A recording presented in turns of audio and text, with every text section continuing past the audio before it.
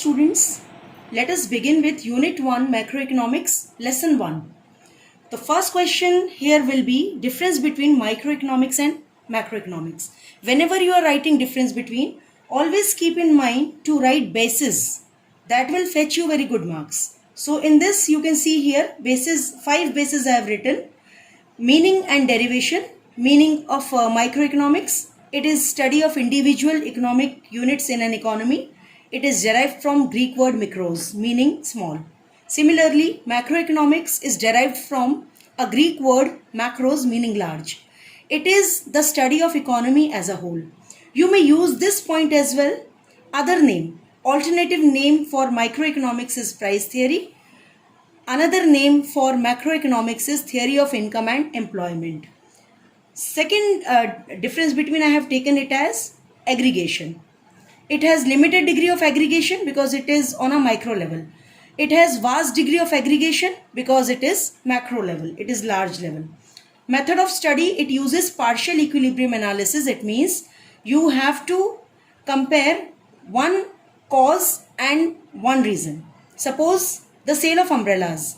Sale of umbrellas has gone up, suppose. So it may be because of season. It may be because of trends. It may be because of its color, appealing color, or it may be because of its low price.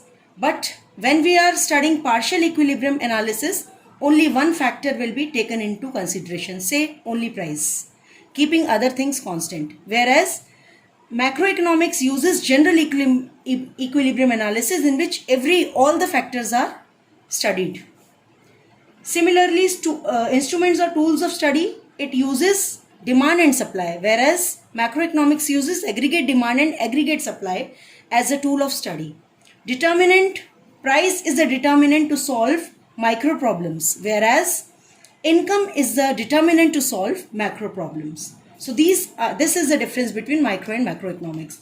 You may pause the video and learn from this sheet as well. Second question they can ask you is how microeconomics and macroeconomics are interdependent. I have given here general statements. Suppose question says, how is microeconomics dependent on macroeconomics? You may use these sentences. Micro variables depend upon the behavior of macro variables. Decisions at micro level influence the decisions at macro level.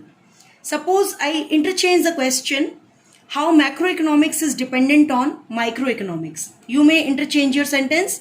Macro variables depend upon the behavior of micro variables. Decisions at macro level influence the decisions at micro level. And then there are two examples. How will you come to know that you are writing for micro or macro? First of all, see this example. In this example is of how microeconomics is dependent on macroeconomics. So write the example of microeconomics first and then the macroeconomics. Price of a commodity, this is micro concept, is influenced by general price level in the economy. General price level is macroeconomics. So this will be for the question of how microeconomics is dependent on macroeconomics. Similarly, if question says how macroeconomics is dependent on microeconomics, so you take the example of macroeconomics first. Macro variable you have to take first and micro variable you have to take later. So national income is macro and income of individual is micro. This was your question 2. You may pause the video and learn from this. Next question is Keynesian and classical schools of thought. Again, difference between I have given in the form of bases, meaning classical school which was belief which continued till 1930s. It believed that economy is always at full employment equilibrium where AD is equal to AS. Whereas Keynesian school of thought which came after the Great Depression of 1930, it knows and it assumes that, it believes that AD is never always equal to AS. There may be disequilibrium. So AD may be equal to AS, AD may be greater than AS, or AD may be less than AS. Classical schools of thought believe that government interference is not required as AD is always equal to AS.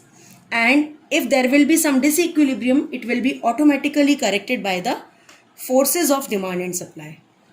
But Keynesian school believes that when there is disequilibrium in the economy, that is AD not equal to AS, then government interference is definitely needed. Time period, it continued till 1930, because after 1930 Keynesian thought came into being. Graphical presentation, you can see this is the AS curve. On x-axis I have taken quantity, on y-axis I have taken price. AS curve is perfectly inelastic. See, it is not changing.